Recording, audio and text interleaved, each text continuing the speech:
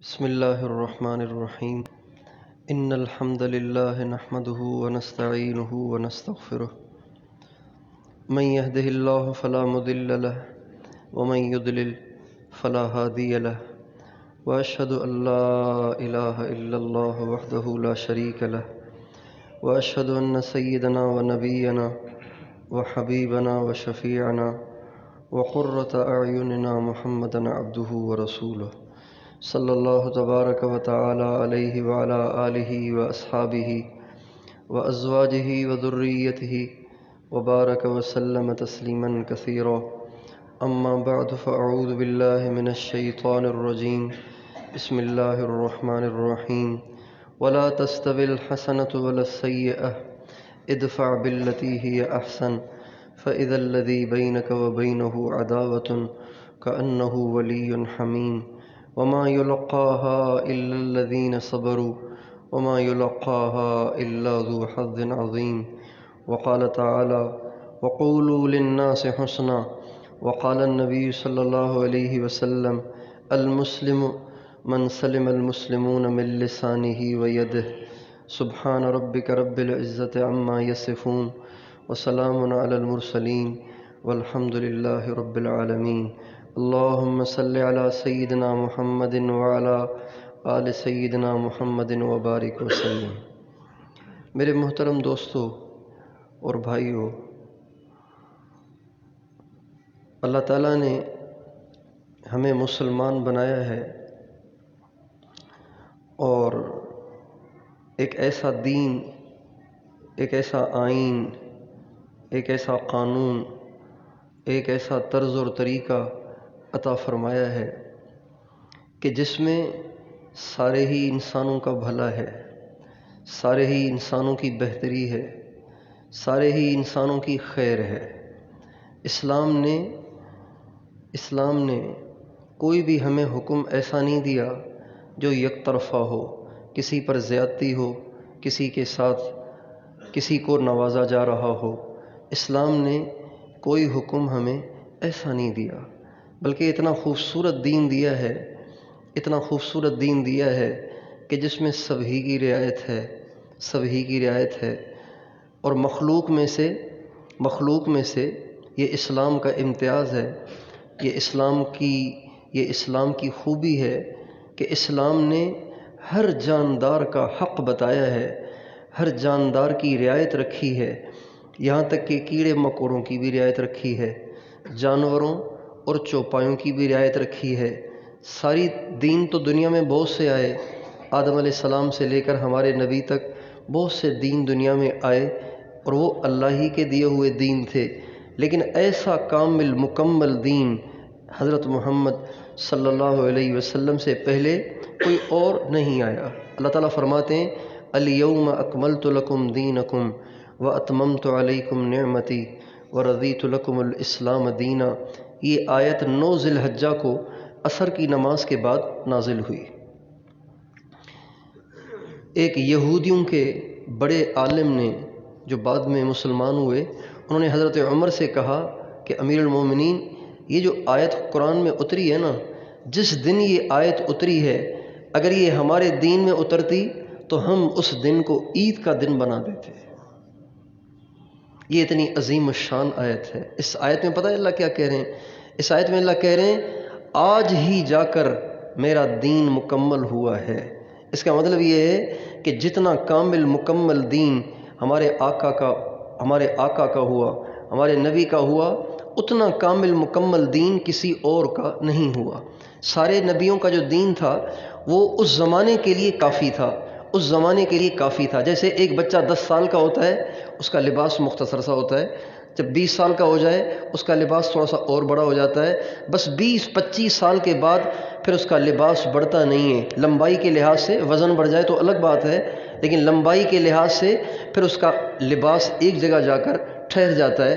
تو یوں سمجھیں گویا سارے دین اس حال میں آئے کہ مزید آگے جانے کی گنجائش تھی، لیکن اسلام ایسا مذہب آیا کہ اب مزید اس میں گنجائش نہیں رہی، اس کے اجزاء بھی مکمل ہو گئے اور اس کی صفات بھی مکمل ہو گئیں۔ اتممت کا مطلب یہ ہے کہ اجزاء مکمل ہو گئے، آنکھیں بھی ہیں، کان بھی ہیں، ہاتھ بھی ہیں، پاؤں بھی ہیں، اور سب کچھ ہے، پورا جسم بن گیا ہے۔ اور اکملت کا مطلب یہ ہے کہ اس کی صفات بھی پوری ہو گئیں، کپڑے بھی پہنے ہوئے ہیں، میک اپ بھی کیا ہوا ہے، نہایا دھویا ہوا خوبصورت بھی ہوا ہے۔ یعنی جو انسان کے اعضاء ہیں یہ اجزاء کہلائیں گے، اور جو اس میں خوبصورتی کے لیے دوسری چیزیں اپنائی جاتی ہیں، جس کو ہم میک اپ کہیں یا جس کو ہم ڈریسنگ کہیں، یہ اکمال کہلائے گا۔ اللہ کہہ رہے ہیں جو دین میں نے حضرت محمد صلی اللہ علیہ وسلم کے طفیل اور ان کے صدقے سے اور ان کے ہاتھوں سے تمہیں دیا ہے، اس کے اجزاء بھی مکمل کر دیے اور اس کی صفات کو بھی مکمل کر دیا۔ اللہ تعالیٰ نے ایسا ہمیں خوبصورت دین دیا ہے۔ اس دین میں جو چیز سب سے زیادہ انسان کو لبھاتی ہے، انسان کے دل کو کھینچ کے رکھ دیتی ہے، انسان کو دیوانہ بنا کے رکھ دیتی ہے، جو سب سے زیادہ اسلام کی طرف جاذبیت پیدا کرتی ہے، وہ اسلام کے اندر محبت کی ترغیب ہے۔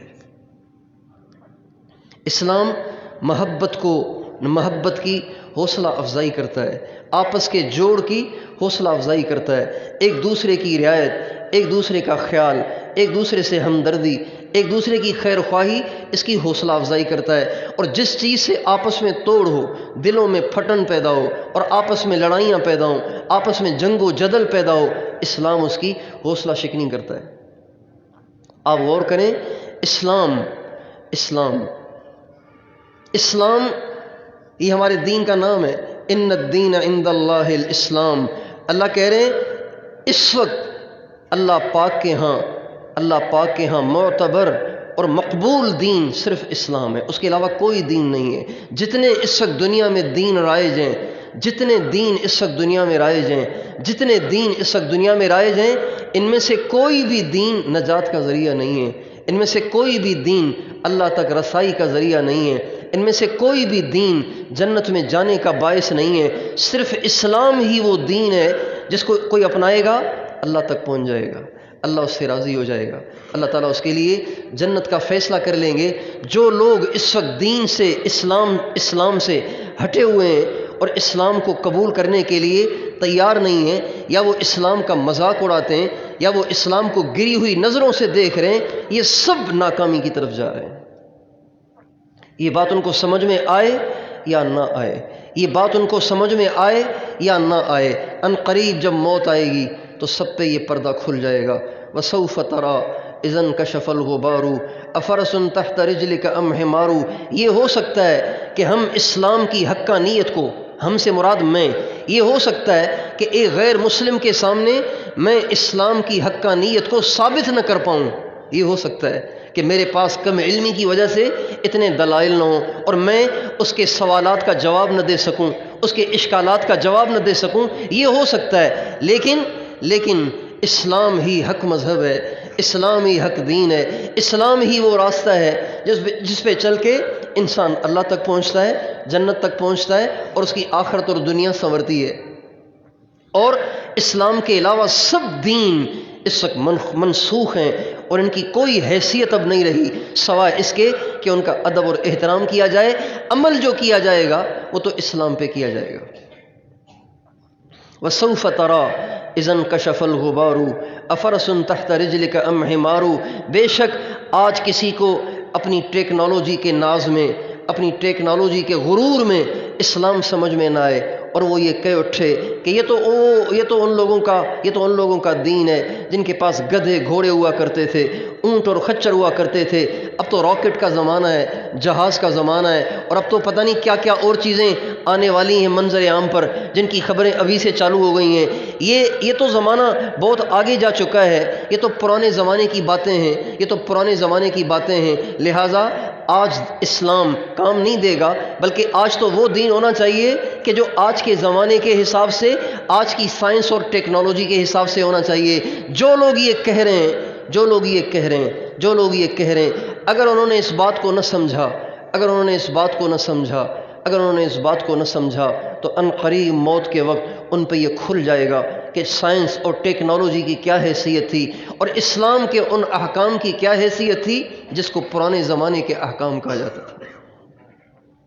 ان قریب جب غبار چھٹے گا تو پتہ چل جائے گا کہ کون گھوڑے پہ سوار تھا اور کون گدھے پہ سوار تھا۔ اور یہ جو سائنس ہے، ٹیکنالوجی ہے، اس کی تو تحقیقات آئے دن بدلتی رہتی ہیں، آئے دن بدلتی رہتی ہیں، آئے دن بدلتی رہتی ہیں۔ ساری دنیا کے ڈاکٹر جمع ہوتے ہیں اور کہتے ہیں یہ چیز اس مریض کے لیے نقصان دہ ہے، 10 سال کے بعد کہتے ہیں یہ چیز وہ کھا سکتا ہے، یہ نہیں، فلاں چیز اس کے لیے مضر ہے۔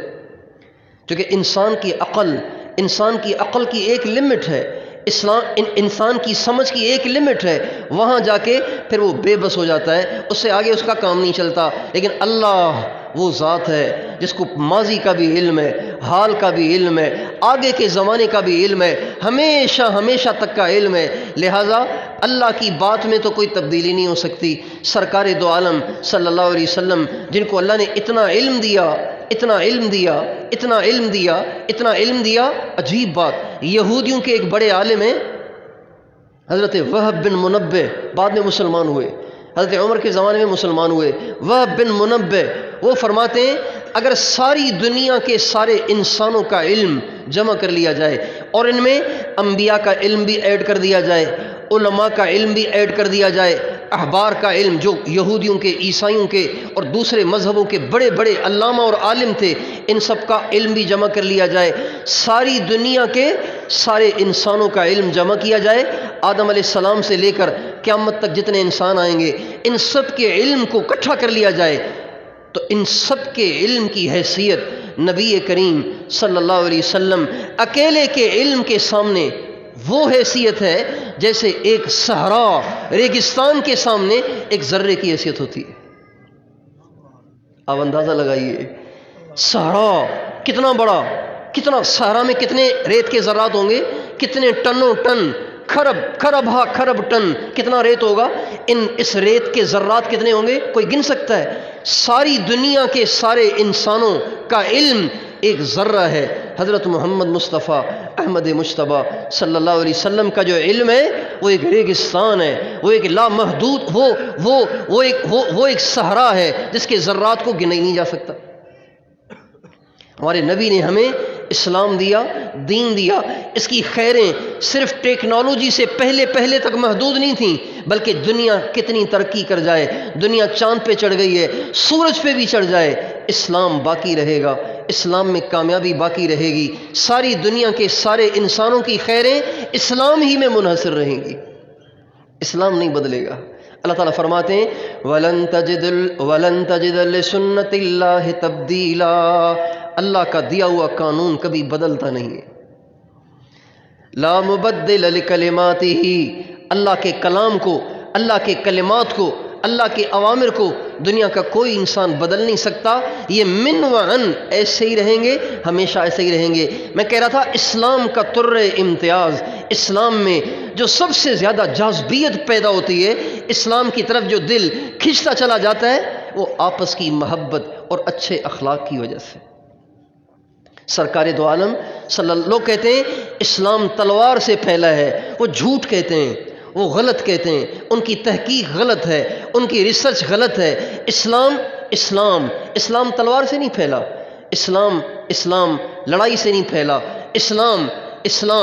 اسلام زوری زبردستی سے نہیں پھیلا، اسلام تو سرکار دو عالم صلی اللہ علیہ وسلم اور ان کے غلاموں کے اچھے اخلاق، محبت بھرے لہجے، محبت بھرے کردار سے پھیلا ہے۔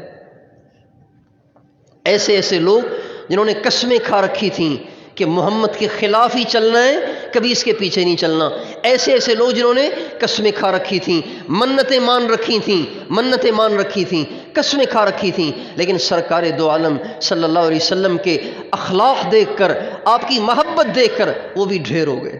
آپ کو پتہ ہے غزوہ احد میں پہلے مسلمانوں کو فتح ہو گئی تھی، آپ علیہ السلام نے 50 صحابہ کی ایک جماعت کو فرمایا تم نے اس چھوٹی پہاڑی پہ کھڑے رہنا ہے، اس لیے کہ مجھے ڈر ہے کہ یہاں سے حملہ ہوگا۔ جن کا تعلق اللہ سے گہرا ہوتا ہے نا، تو اگر آگے کوئی نقصان ہونا ہوتا ہے، اللہ تعالیٰ عموماً ان کے دل میں پہلے سے اس کے خدشات پیدا کر دیتے ہیں، چنانچہ آپ علیہ السلام نے فرمایا مجھے لگ رہا ہے کہ یہاں سے ہمیں نقصان پہنچے گا، لہذا تم 50 اس پہ کھڑے ہو جاؤ، جب تک میں نہ کہوں یہاں سے نہ ہٹنا، جب تک میں نہ کہوں یہاں سے نہ ہٹنا۔ چنانچہ لڑائی شروع ہو گئی، اللہ تعالیٰ نے مسلمانوں کو غلبہ دیا، کفار ادھر بھاگ ادھر بھاگ، پریشان منتشر ہو گئے، تتر بتر ہو گئے۔ جب دیکھا نا کہ اب مسلمانوں کو میدان مل گیا، مسلمانوں کو فتح ہو گئی، تو وہ جو 50 کھڑے ہوئے تھے نا، انہوں نے سوچا کہ آپ علیہ السلام تو مصروف ہے نا، اس لیے ہمیں ہٹنے کا حکم شاید نہیں کر پا رہے، آپ کا دھیان ادھر ہے۔ اور یہ حکم تو بظاہر لڑائی ہی کے لیے تھا، لڑائی ہی کے لیے تھا۔ اب لڑائی تو ہو گئی ختم، مسلمانوں کو تو ہو گئی فتح، اب کھڑا ہونے کا کیا فائدہ؟ کوئی ساری زندگی تھوڑی کھڑے رہنا یہاں پہ۔ آپ علیہ السلام چونکہ مصروف ہیں، اس لیے آپ نے ہمیں حکم نہیں کیا کہ بھئی لڑائی ختم ہو گئی، نیچے آ جاؤ۔ چنانچہ یہ جو انہوں نے سوچا نا کہ یہ جو اللہ کے نبی کا حکم تھا کہ جب تک میں نہ کہوں کھڑے رہنا، یہ لڑائی تک تھا۔ چنانچہ وہ وہاں سے ہٹ گئے، اکثر وہاں سے ہٹ گئے، تھوڑے وہاں رہ گئے۔ جب وہ پہاڑی کفار نے خالی دیکھی تو کفار میں سے حضرت خالد بن ولید جو کفار کے ساتھ سپہ سالار بن کے آئے تھے، انہوں نے جو دیکھا نا کہ یہ پیچھے سے خالی ہے اور یہ سب مسلمان مال غنیمت کو اکٹھا کرنے میں لگے ہوئے ہیں اور یہ چند لوگ کھڑے ہوئے، ان کو تو ویسے ہی نمٹا دیں گے، تو خالد بن ولید اپنے ساتھ ایک جتھا لے کر اسی پہاڑی پر چڑھے اور جو کھڑے ہوئے تھے ان کو شہید کیا، اور وہاں سے اتر کر مسلمانوں کا رخ آگے تھا، انہوں نے پیچھے سے حملہ کیا، پیچھے سے ایسا زوردار حملہ کیا کہ مسلمانوں کے ہوش اڑ گئے، حواس اڑ گئے، اور مسلمان بے خطا، اور مسلمان تتر بتر ہونے لگے، اور 70 صحابہ ان میں سے شہید ہو گئے، 70 صحابہ ان میں سے شہید ہو گئے۔ اور شہید ہونے والوں میں حضرت حمزہ بھی تھے، عبداللہ بن جحش بھی تھے، مصعب بن عمیر بھی تھے، جن کے ذریعے سے سارا مدینہ اسلام میں آیا تھا۔ مصعب بن عمیر مدینے کے مقری، سارے مدینے کے جو استاد تھے، سارے مدینے کے جو استاد تھے وہ بھی اس میں شہید ہو گئے۔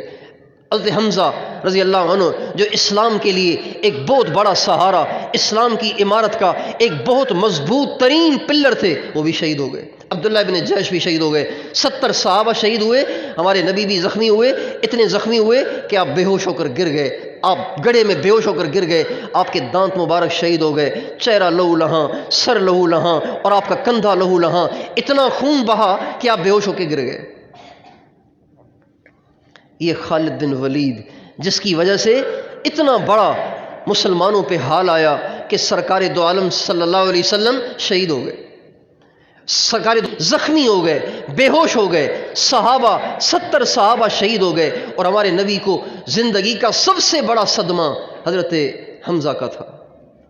آپ علیہ السلام کو بعد میں بھی جب کبھی حضرت حمزہ یاد آتے تو آپ رو پڑتے تھے، آپ کو بہت 70 صحابہ شہید ہوئے، ہر ایک کا جنازہ آپ نے ایک دفعہ پڑھایا، حضرت حمزہ کا جنازہ آپ نے 70 پڑھایا، اتنی آپ کو ان سے محبت تھی۔ جب آپ مدینے واپس آئے تو آپ مدینے کی گلیوں سے گزرتے ہوئے اپنے گھر جا رہے تھے، تو مدینے کے ہر گھر سے عورتوں کے رونے کی آواز آ رہی تھی، مدینے کے ہر گھر سے رونے کی آواز آ رہی تھی۔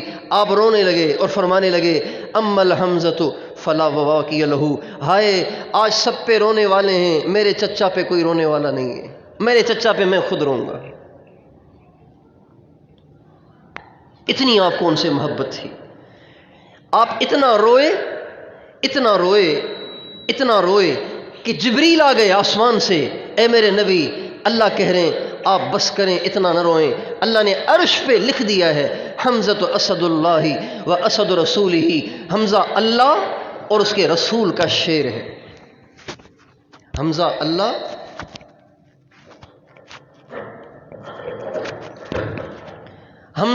اور اس کے رسول کا شعر ہے۔ حمزہ تو اسد اللہ و اسد رسولہ، میرے نبی آپ اتنا نہ روئیں، اللہ نے عرش پہ لکھ دیا ہے کہ حمزہ اللہ اور اس کے رسول کا شعر ہے۔ اتنا بڑا صدمہ ہمارے نبی کو پہنچا، جس شخص کی وجہ سے، اس کا نام خالد تھا، ولید کا بیٹا تھا، خالد بن ولید۔ جب ان کے بھائی ولید بن ولید مسلمان ہوئے نا، ولید بن ولید مسلمان ہوئے، آپ نے فرمایا تیرے بھائی کا کیا حال ہے،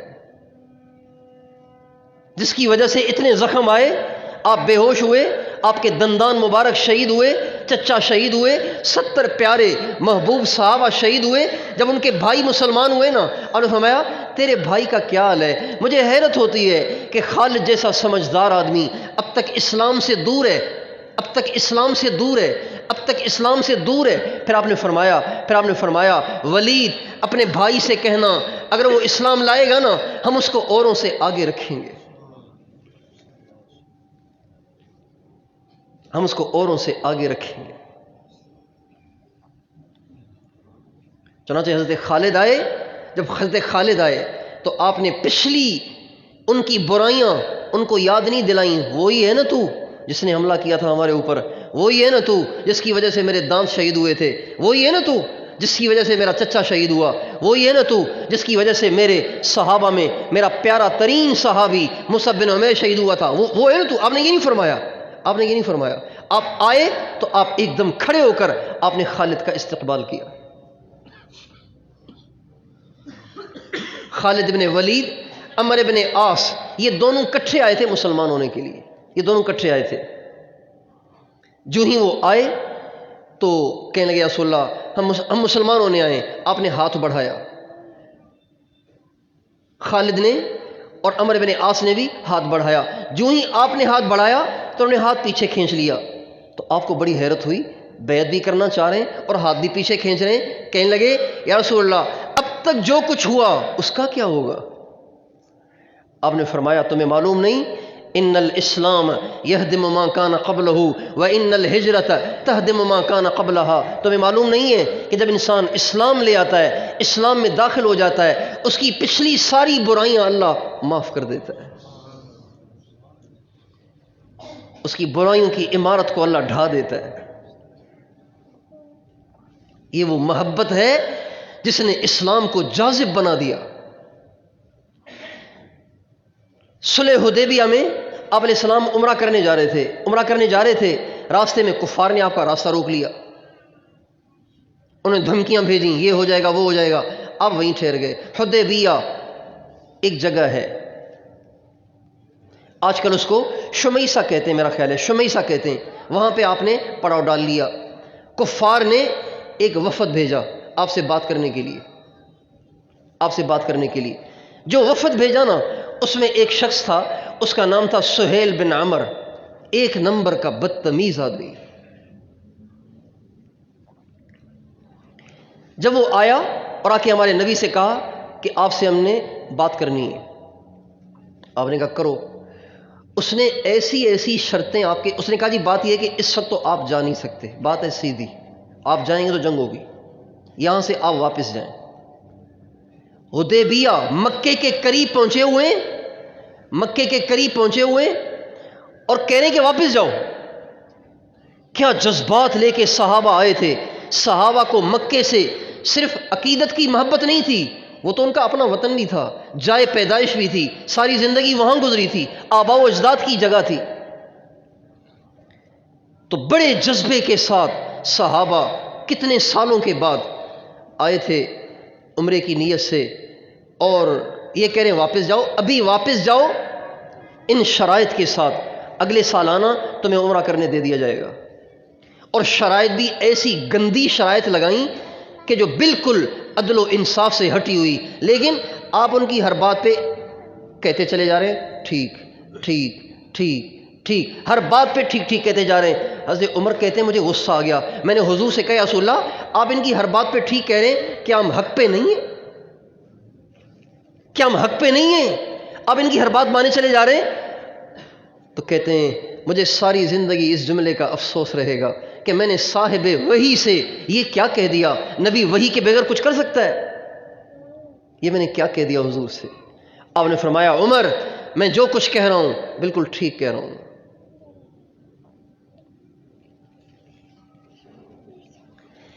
اس دوران یہ جو سہیل بن عمر تھا نا، سہیل بن عمر یہ بار بار یعنی ایسی کڑی شرائط لگانے والا، پھر جب یہ معاہدہ لکھا جانے لگا تو آپ نے حضرت علی کو بلایا، فرمایا لکھو یہ جو کچھ کہہ رہے ہیں سب لکھتے جاؤ، ہمیں سب منظور ہے، ہم اگلے سال آ جائیں گے اور یہ ساری شرائط ہمیں منظور ہیں۔ تو اب لکھا جانے لگا، تو لکھا گیا محمد الرسول اللہ کی جانب سے قریش مکہ کے ساتھ صلح نامہ۔ جب یہ لکھا گیا نا محمد الرسول اللہ کی طرف سے، تو سہیل بن عمر کہنے لگا یہ آپ نے رسول اللہ کیوں لکھا ہے؟ رسول اللہ اگر مانتے تو جھگڑا کس بات کا؟ اس کو کاٹیں، اپنا عام سا نام لکھیں، محمد بن عبداللہ لکھیں۔ سہیل بن عمر، اس کی بدتمیزی دیکھیں، اس کی سخت دلی دیکھیں کہ کتنے درجے کا بدتمیز آدمی ہے اور کتنا بڑا اسلام کا اور ہمارے نبی کا دشمن ہے۔ آپ نے حضرت علی سے فرمایا علی رسول اللہ مٹاؤ، محمد بن عبداللہ لکھو۔ کہا جی میں نے نہیں مٹانا۔ حضرت علی کہنے لگے آپ کا حکم سر آنکھوں پہ، لیکن حضور میرے بس میں نہیں ہے کہ میں آپ کے نام سے رسول اللہ کو مٹاؤں۔ آپ نے فرمایا اچھا علی تم مجھے دکھا دو، میں اپنی انگلی سے اسے مٹا دیتا ہوں۔ چنانچہ آپ نے اپنی انگلی سے مٹایا۔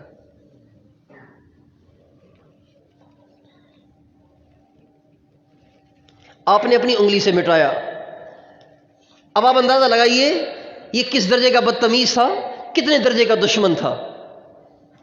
لیکن عجیب بات جب مکہ فتح ہوا، 10,000 کا لشکر جرار لے کر آپ مکے میں داخل ہو رہے ہیں، بڑے بڑے سورما، بڑے بڑے کفر کے سورما بھاگ گئے جان بچانے کے لیے، اور بڑے بڑے کفر کے پہلوان سر نگوں ہو کر ہمارے نبی کے سامنے جھک گئے اور مسلمان ہو گئے، اور بہت سے اپنے گھروں میں چھپ گئے، اس لیے کہ ہمارے نبی جب مکہ معظمہ میں داخل ہوئے تو داخل بھی آپ فاتحانہ نہیں بلکہ کریمانہ آپ داخل ہوئے۔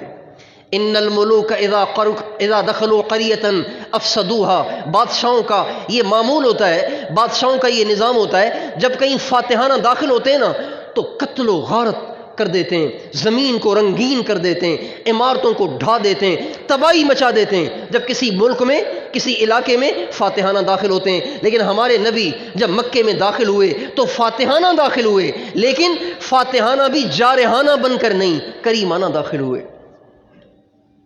آپ جب داخل ہو رہے تھے نا 10,000 آدمی آپ کے ساتھ تھے، تو آپ نے چھوٹے چھوٹے لشکر بنائے، ان میں چھوٹے چھوٹے جتھے بنائے، قبیلہ وار چھوٹے چھوٹے آپ نے جتھے بنائے، ہر قبیلے کا جھنڈا کسی ایک شخص کے حوالے کیا، ہر جتھے کا جھنڈا اس کے امیر کے حوالے کیا۔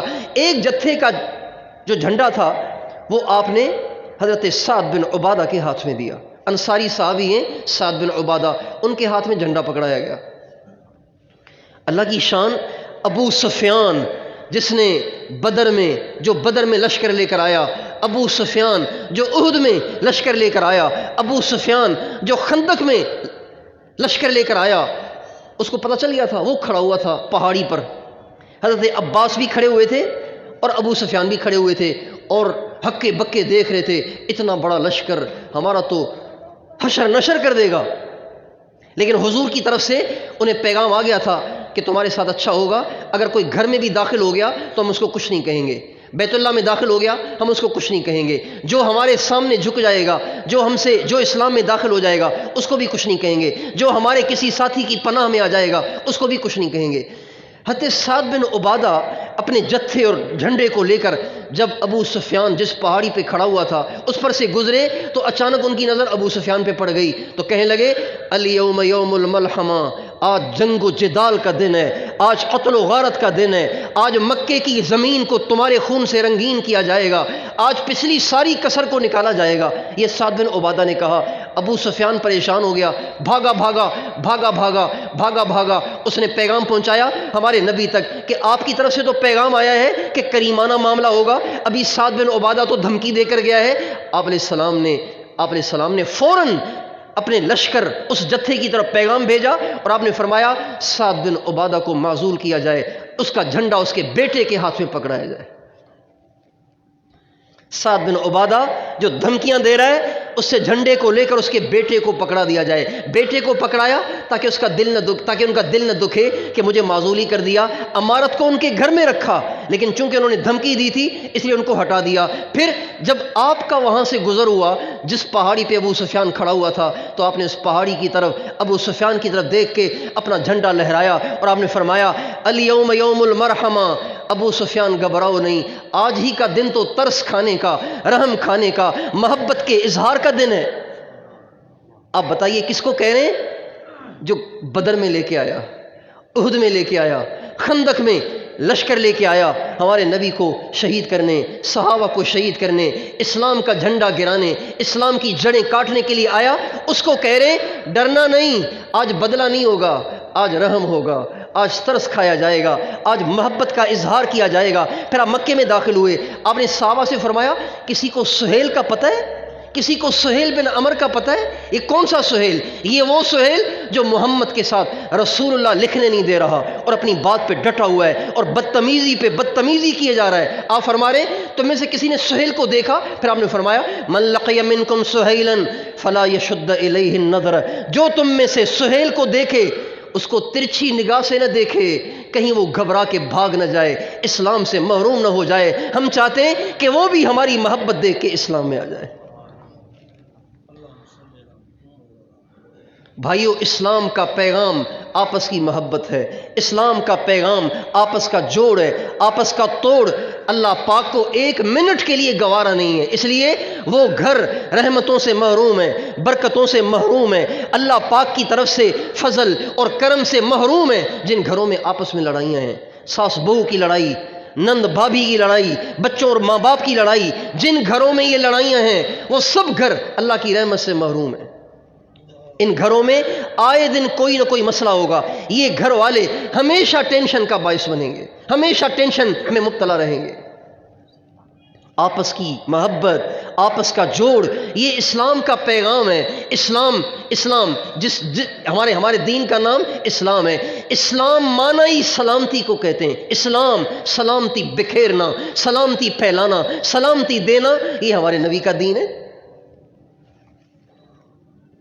اللہ تعالیٰ نے اس امت کو ایک چیز عطا فرمائی جو اس سے پہلے کسی امت کو نہیں دی، وہ ہے سلام۔ پچھلی قوموں میں سلام نہیں کیا جاتا تھا، یہودیوں کے یہاں سلام نہیں تھا، عیسائیوں کے یہاں سلام نہیں تھا۔ سلام جنت میں ہوگا، سلام قولا من رب الرحیم، سلاما سلاما سلاما سلاما لا يسمعون فیہا لغوا الا سلاما۔ سلام جنت میں ہوگا، اور ہماری امت سے پہلے کسی نے سلام نہیں کیا، اللہ نے اس امت کو سلام دیا۔ کیا مطلب؟ السلام علیکم، اللہ کی تم پہ سلامتی ہو۔ اور دوسرا اس کا مطلب یہ بتاتے ہیں السلام علیکم، میری طرف سے گھبرانا نہیں، میری طرف سے تمہیں کوئی تکلیف نہیں پہنچے گی، سلامتی ہی سلامتی پہنچے گی۔ اسلام سلامتی کا سبق دیتا ہے، اسلام محبت کا سبق دیتا ہے۔ اور اسلام نے جہاں جہاد کا، قتال کا حکم دیا ہے تو وہاں بھی محبت کی وجہ سے دیا ہے، محبت کی وجہ سے دیا ہے۔ اب دیکھیں نا،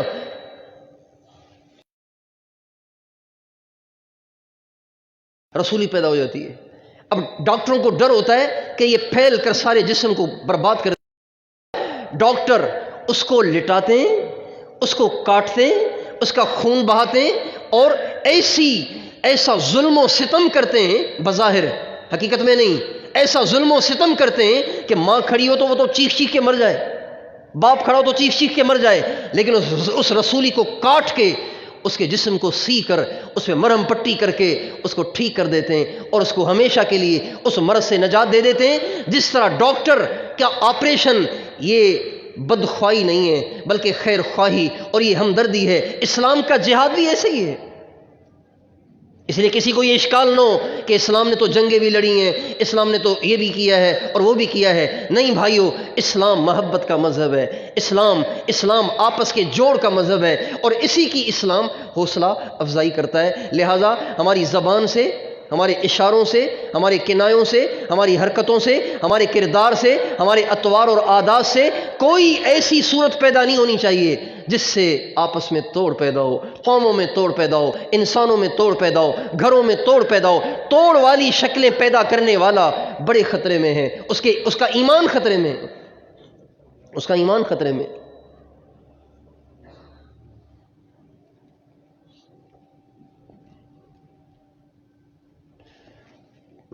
ہمارے نبی، اللہ تعالیٰ فرماتے ہیں اپنے نبی سے، اے میرے نبی، جو اپنے دین میں تفرقہ ڈالتے ہیں تیرا ان سے کوئی واسطہ نہیں ہے۔ اللہ قرآن میں کہہ رہے ہیں تیرا ان سے کوئی واسطہ نہیں ہے۔ اس لیے ہمیں اور آپ کا ارشاد ہے من دعا الی عصبیۃ فلیس منا، جو عصبیت کی دعوت دیتا ہے، قوم کی دعوت دیتا ہے، زبان کی دعوت دیتا ہے، یہ سارے قوم پرست نقصان میں جا رہے ہیں۔ ان کو پتہ نہیں ہے، ان کو شیطان نے اپنی غلط سوچ کو مزین کر کے دکھایا ہوا ہے۔ جو مہاجر کا نعرہ لگاتے ہیں، سندھی کا نعرہ لگاتے ہیں اور پنجابی کا نعرہ لگاتے ہیں، پختون کا نعرہ لگاتے ہیں، یہ سب کے سب ناکامی کی طرف جا رہے ہیں، یہ سب کے سب نقصان میں جا رہے ہیں۔ ہم سندھی نہیں ہیں، مہاجر نہیں ہیں، اردو اسپیکنگ نہیں ہے، پٹھان نہیں ہے، پنجابی نہیں ہے، ہم پختون، بروہی اور سرائکی نہیں ہیں، ہم تو حضرت محمد صلی اللہ علیہ وسلم کے امتی ہیں۔ اتنی بڑی نسبت کے بعد ان گھٹیا نسبتوں کی ضرورت ہی کیا ہے؟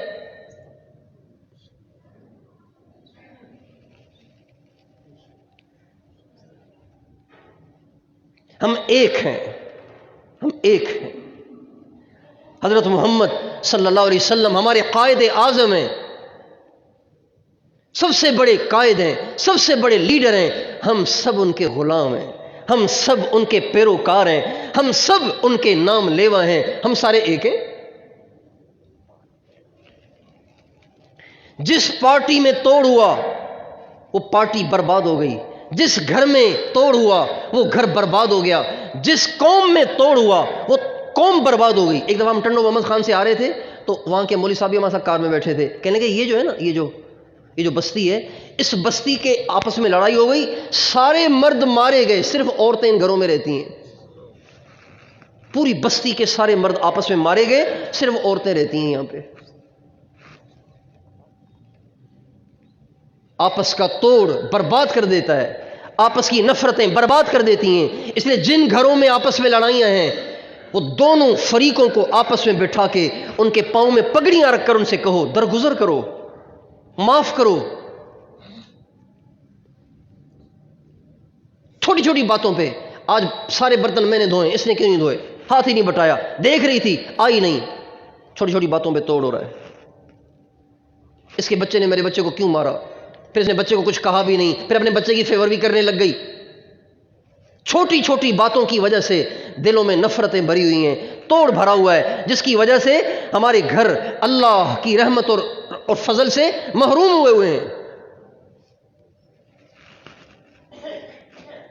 بہت سے نوجوان بیچارے تبلیغ میں جاتے ہیں، وہاں سے اچھا جذبہ لے کے آتے ہیں، گھروں میں آتے ہیں، جذبہ ایک دم ٹھس ہو جاتا ہے، ایک دم ختم ہو جاتا ہے۔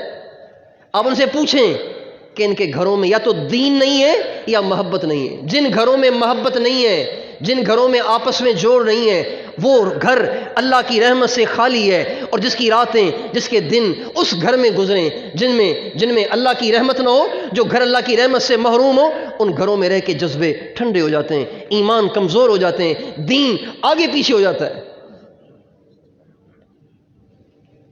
اس لیے آپس میں محبت کو رواج دیں، اور سب سے زیادہ آپس میں توڑ کا سبب، بات لمبی ہو رہی ہے لیکن اہم ہے اس لیے عرض کر رہا ہوں، سب سے زیادہ آپس کے توڑ کا باعث پتہ کیا ہے؟ یہ جو آپ سب کے میرے دو جبڑوں کے درمیان چھوٹا سا لوتھڑا ہے نا، جو ہر وقت چلتا رہتا ہے، یہ سب سے بڑا سبب ہے۔ ہمارے نبی کا ارشاد ہے، من یضمن لی ما بین لحییہ وما بین رجلیہ اضمن لہ الجنہ، جو دو جبڑوں کے درمیان جو لوتھڑا ہے اس کی ضمانت دے دے، اس کی حفاظت کی ضمانت دے دے، اور جو دو ٹانگوں کے درمیان شرمگاہ ہے اس کی حفاظت کی ضمانت دے دے، میں اسے جنت کی ضمانت دیتا ہوں۔ آپ کا ارشاد ہے، المسلم من سلم المسلمون من لسانہ و یدہ، حقیقی معنی میں مسلمان وہ ہے جس کی زبان سے اور ہاتھ سے دوسرے مسلمان محفوظ ہو۔ کبھی بولتے ہوئے کسی کی دل آزاری نہ ہو۔ ایسے لوگ بول جاتے ہیں کہ خود تو ان کو پتہ ہی نہیں چلتا کہ میں نے کیا کہا، اگلے کی رات کی نیند اڑا دیتے ہیں، اگلا رات کو سوئی نہیں پاتا، ایسے زہریلے بول جاتے ہیں۔ حضرت علی رضی اللہ عنہ کا ارشاد ہے، جراحات السنان لها التیام ولا یلتام ما جرح اللسان، تیروں کے، تلواروں کے، نیزوں کے زخم ٹھیک ہو جاتے ہیں، لیکن یہ زبان ایسی ناگن ہے، ایسی دھاردار تلوار ہے کہ اس کے زخم ٹھیک ہی نہیں ہوتے، کتنا مرہم لگاؤ ٹھیک ہی نہیں ہوتے۔ اس لیے زبان کو کنٹرول کریں، کسی کا دل نہ دکھائیں، کبھی ایسا بول نہ بولیں جس سے توڑ کی شکلیں پیدا ہوں، افتراق کی شکلیں پیدا ہوں، فرقہ واریت کی شکلیں پیدا ہوں، آپس میں محبت کا ماحول بنتا چلا جائے، ساری امت ایک بن جائے۔